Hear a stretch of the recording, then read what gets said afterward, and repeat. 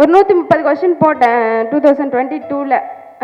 Counselling வந்தது. ஆனால் எனக்கு ஸ்டெனோ ஒரு ஹையர் ஒரு லோயரில் கிடச்சிடும்னு நினச்சேன். ஆனால் கிடைக்கல. ஏடிசிக்கு சரி நிறைய அப்போ தெரியும் எனக்கு ஏடிஸில் நல்லா எடுப்பாங்கன்னு தெரியும். ஐயா பற்றிலாம் தெரியும் 2020லேயே. இங்கே அப்போயே வந்து ஆன்லைன் கிளாஸ் எடுக்கிறது எல்லாமே தெரியும். இந்த 1.5 வருஷமாக இங்கே தான் அப்படியே கண்டினியூஸாக கிளாஸ் வராமல் இருந்ததே கிடையாது. உடம்பு சரியில்லைனாலும் பரவாயில்ல, ஆனால் கிளாஸில் வந்து தான் உட்காரணும். ஸ்வெட்டர் போட்டாலும் பரவாயில்ல, ஜுரம் அடித்தாலும் பரவாயில்ல, இங்கே தான் இருப்பேன். நான் 7 மணிக்கு வந்துடுவேன் காலைல. அதே மாதிரி ஈவினிங் வரைக்கும் இங்கே தான் இருப்பேன்.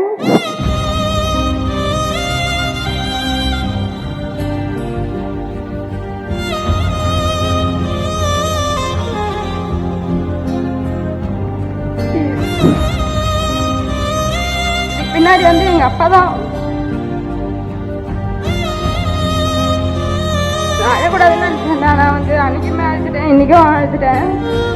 என்னால் எங்கள் அப்பாவை பற்றி நினைக்கும் போது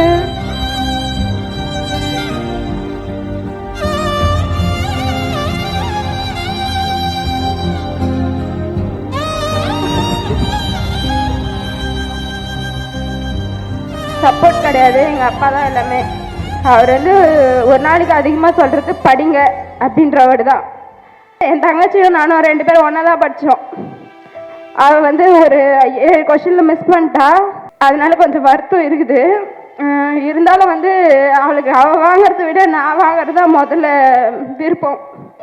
ஃபஸ்ட்டு நீ தான் படிக்கும்போது சொல்லுவாள், நீ தான் ஃபஸ்ட்டு வேலைக்கு போகணும் நான் போகிறத விட. ஏன்னா 2 பேரும் படிக்கிறோம் ஒன்றா.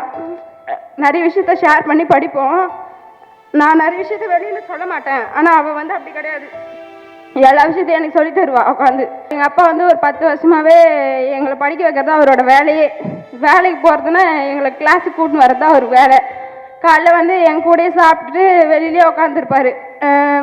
மதியம் சாப்பிட்டு போகும்போது எங்கள் கூடயே கிளாஸ் கவனிச்சிட்டு திருப்பி எங்கள் கூடயே சாப்பிடுவார். ஈவினிங் அதே மாதிரி எங்களை கூட்டின்னு போகிறது தான் வேலை, வெயிட் பண்ணி. அதாவது நாங்கள் படித்தோன்றதை விட எங்கள் அப்பா எங்கள் கூட சேர்ந்து படித்தார், அதான் உண்மை. ஏன்னா அவர் வேலைக்கு போனால் கூட சம்பாதிக்கலாம். நம்ம கூடயே வந்து இருந்தார். ஏன்னா அவர் தூங்குறதே மொத்தமாக ஒரு நாளைக்கு ஒரு 4 மணி நேரம் 5 மணி நேரம் தான். மற்ற நேரத்தில் எங்களை பற்றி யோசிக்கிறது தான் வேலையே.